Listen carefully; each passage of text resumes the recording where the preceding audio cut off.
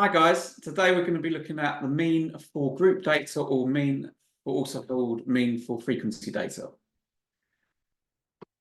So let's have a look at this first. So what we have is some data in a table. So what you need to realize first is frequency means the number of items.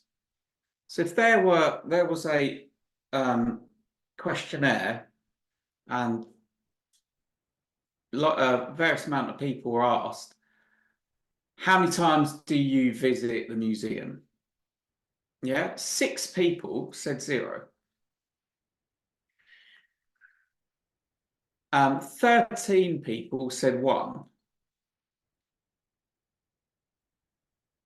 19 people said 2, and so on.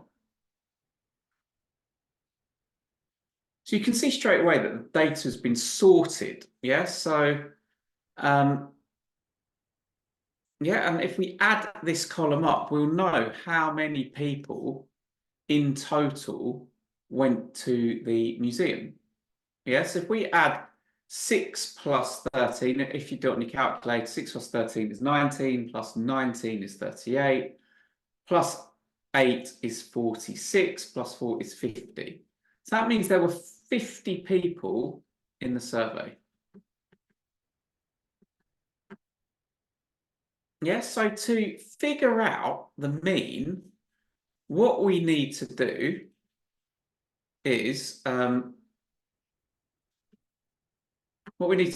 out the total number of trips to the museum. To do that, we do the frequency times the number of visits. I'm not sure that's supposed to say. Visits, there you go. So frequency times visits. So if I add a column to the table, 6 people went 0 times, which means there's 0 visits in total. 13 people went once, which means there are 13 visits in total. 19 people went twice, which is 38 visits. 8 people went 3 times. And 4 people went 4 times. Yeah, so what we need to do is figure out the total number of visits. So we've got 0 plus 13 plus 38 plus 24 plus 16. Yeah. So you put that into the calculator, 78, I think we get 81. No, we don't. We get 91. Yeah, so add that together. That is 40. That is 51. 51 plus 40 is 91. Yes, obviously you could do it on the calculator. So that is the total number of visits. So the mean will be 91 divided by 50, because there were 50 people. So the mistake is, the common misconception is people go, oh, add them up, divide by how many there are. And we'll divide by 5 because there are 5 categories. It's not 5 categories that's important, it's 50 people. So if we do that, 91 divided by 50, we should get 1.82. And that'd be it. So the mean for that data is 1.82. Make sense? Good. Now let's make it a little bit harder. And this time it's the same principle, but notice we have categories. So what we need to do first is figure out the midpoint of the categories.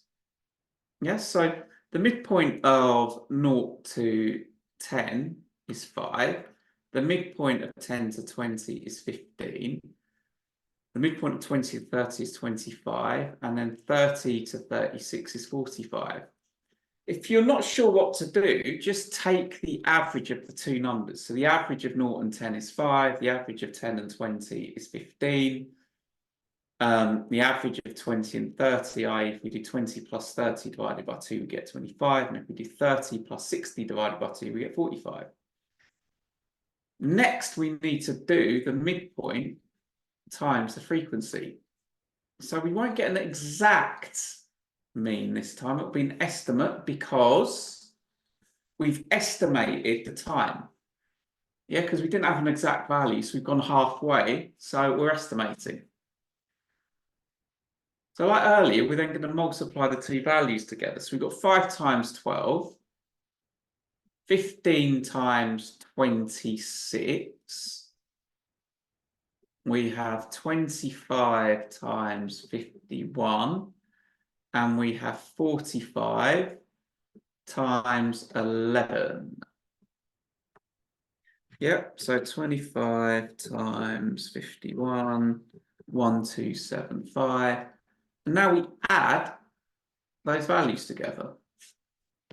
So this will give us a total amount, an estimate for the total amount of time that's been accumulated in this survey. Yeah. So I haven't said what the question relates to. Imagine it was the minute in which a goal was scored in a match. Then in total, the total time taken to score those goals would be that. Again, we're not going to divide this by 4 because 4 categories is nothing to do with the number of amounts of data. We need to add that up. We add that, we get 100. So the mean will be 2220 divided by 100. So 22.2. Yep, so the mean for this would be 22.2 minutes. I hope you enjoyed the video. See you soon.